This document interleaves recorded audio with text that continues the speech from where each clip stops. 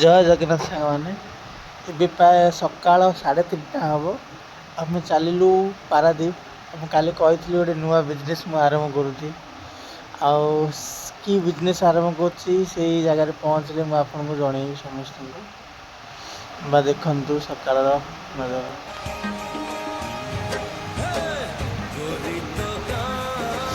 ଆଉ ଏବେ ଆମେ ପହଞ୍ଚି ଗଲୁ। ମୁଁ ଯେଉଁ ଜାଗାରେ ଯିବାକୁ ଚାହୁଁଥିଲି ସେ ଜାଗାରେ ପହଞ୍ଚି ଯାଉଛି।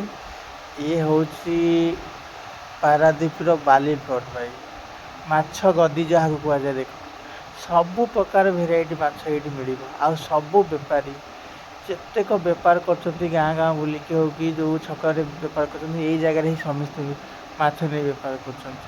ଆଉ ସବୁ କମ୍ ରେଟ୍ରେ ହିଁ ଏଇଠି ମିଳେ। ଦେଖ ଚୁଙ୍ଗୁଡ଼ି କତୁରୁ ଆରମ୍ଭ କରି ଇଲିଶି ସବୁ ଭେରାଇଟି ପ୍ରକାର ମାଛ କମ୍ ରେଟ୍ରେ ହିଁ ମିଳିବ ଏ ଜାଗାରେ। ଦେଖନ୍ତୁ ଏ ଘର ଭିତରେ ଦେଖିବେ ପାଣିଆଖିଆ ମାତ୍ର 70-80 ଟଙ୍କା ପାଣିଆଖିଆ। କ'ଣ ନେବୁ, ଆମର ତ ଫାଷ୍ଟ ବେପାର, କ'ଣ ନେବୁ କ'ଣ ନାହିଁ ଜାଣିବୁନି। ଦେଖନ୍ତୁ ଏତିକି ମାଛ ମୁଁ ନେଇକି ଆସିଛି ବେପାର କରି, ଦେଖାଯାଉ କେତେ କ'ଣ ବେପାର ହେଉଛି।